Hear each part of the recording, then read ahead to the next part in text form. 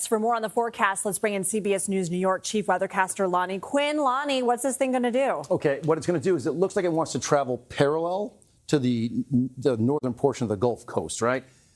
What happens with that, Linz, a lot of the storm is going to be interacting with the shoreline, like the outer edge of the storm, the northern fringe of that storm.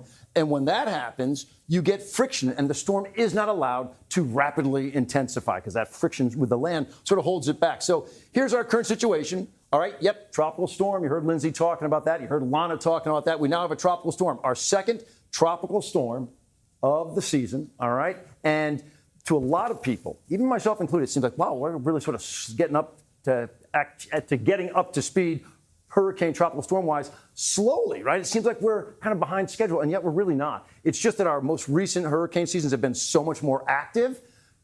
July 16th is typically when we normally see our second named storm, and here we are, right in that vicinity, right? So it's kind of on par with an average season. All right, what's happening with the system? I talked about it traveling. It's offshore right now, about 100 miles offshore from Mobile, Alabama, and it basically stays offshore. Now, if it does travel on that track, all right, the worst case scenario is, and I'm talking moving due west the entire time, and it sits and spins like this, right? So it's pushing water the entire time. And the catch-all in a situation like this, look, boom, it's this right angle right here, all right, right around like Lake Pontchartrain and New Orleans. So if that holds true, worst case scenario, and I'm talking now the worst case scenario, is 2 to 4 feet of storm surge. Now, look, they have been through much bigger storms. They've seen 9, 10 feet of storm surge. 2 to 4 feet, they should be able to handle, but you never turn your back on any sort of tropical system, a tropical storm or a hurricane.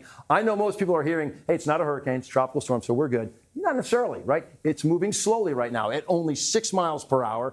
It had been moving at 3 miles per hour, so that means the effects last longer. But I do not see this ever becoming a hurricane or a major storm for this area, but it can still cause some problems. And you also heard Lana bring up something really important. We never associate rip currents with a hurricane. And yet, of course, all that water getting pushed on shore, it's got to travel out in some direction, right? It travels out in a single path, and that's your rip current. So, look, before the storm gets here, it can still be churning up the water. So if we do have recreational swimmers out there, make sure you're swimming in a guarded beach. Okay, Lonnie Quinn, always appreciate the information. Thank you so much.